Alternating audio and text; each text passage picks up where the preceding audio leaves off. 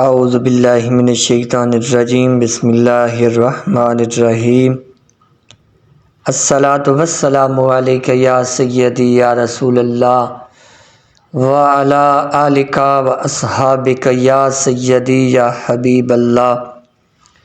سورہ ابراہیم کا تعارف۔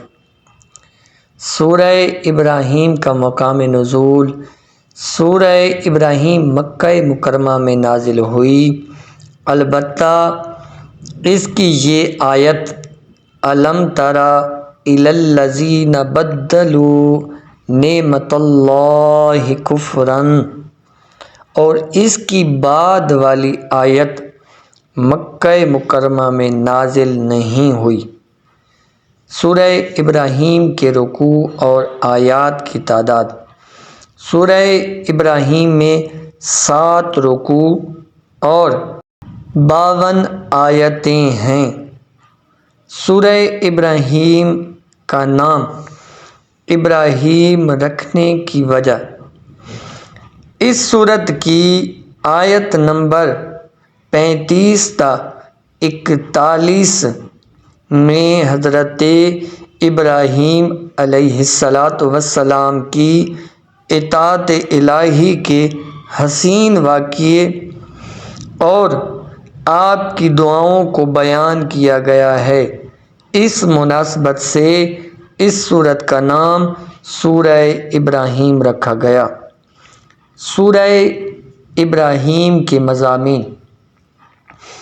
سورہ ابراہیم کا مرکزی مضمون یہ ہے کہ اس میں اللہ تبارک و تعالی پر، اس کے رسولوں پر، مرنے کے بعد دوبارہ زندہ کیے جانے اور اعمال کی جزا ملنے پر ایمان لانے کو دلائل کے ساتھ ثابت کیا گیا، اور یہ بتایا گیا ہے کہ حقیقی معبود وہ ہے جس نے آسمانوں اور زمین کو پیدا کیا اور پوری کائنات میں اس کے علاوہ کوئی معبود نہیں ہے۔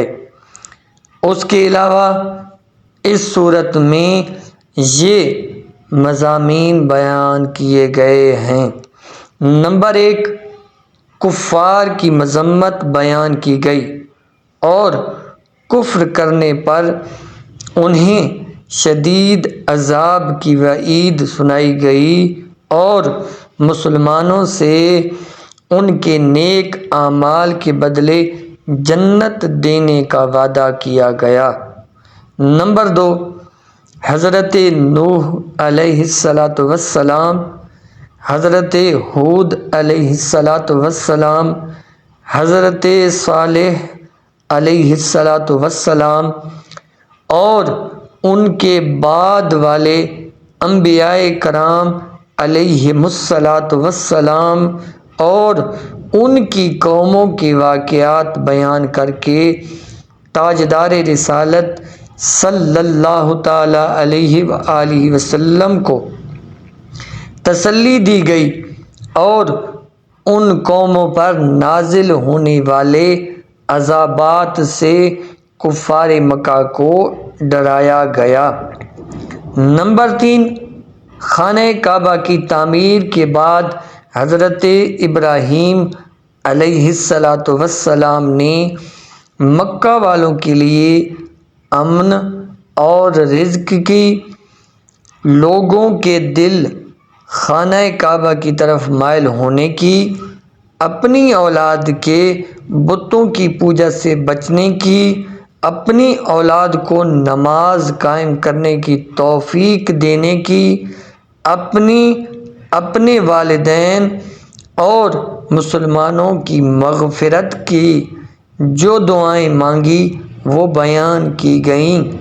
نمبر 4، ایمان اور کلمہ حق کی مثال پاک درخت سے، جبکہ گمراہی اور کلمہ باطل کی مثال خبیث درخت سے بیان کی گئی۔ نمبر 5، قیامت کی ہولناکیاں بیان کر کے نصیحت کی گئی اور ظالموں کے لیے مختلف قسم کے عذابات بیان کر کے انہیں ڈرایا گیا۔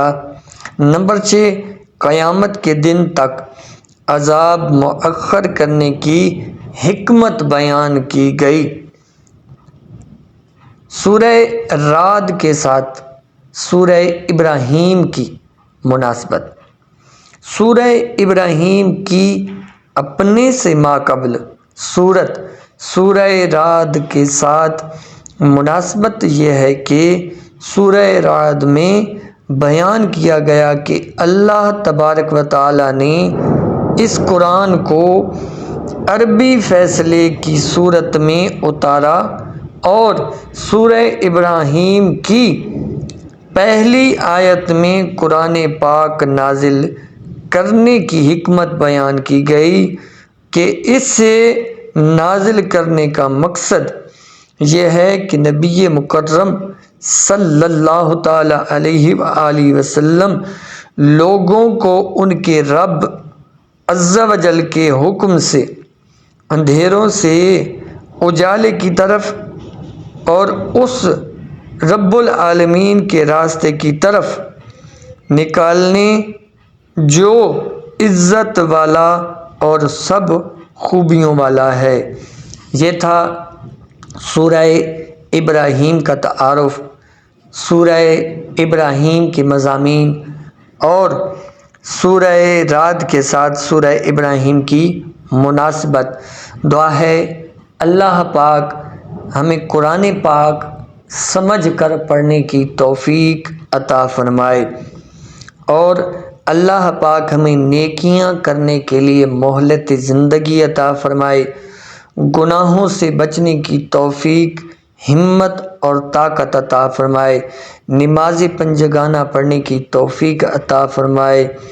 آمین بجاہ النبی الامین وصلی اللہ تعالی علیہ وآلہ وسلم۔ السلام علیکم ورحمۃ اللہ۔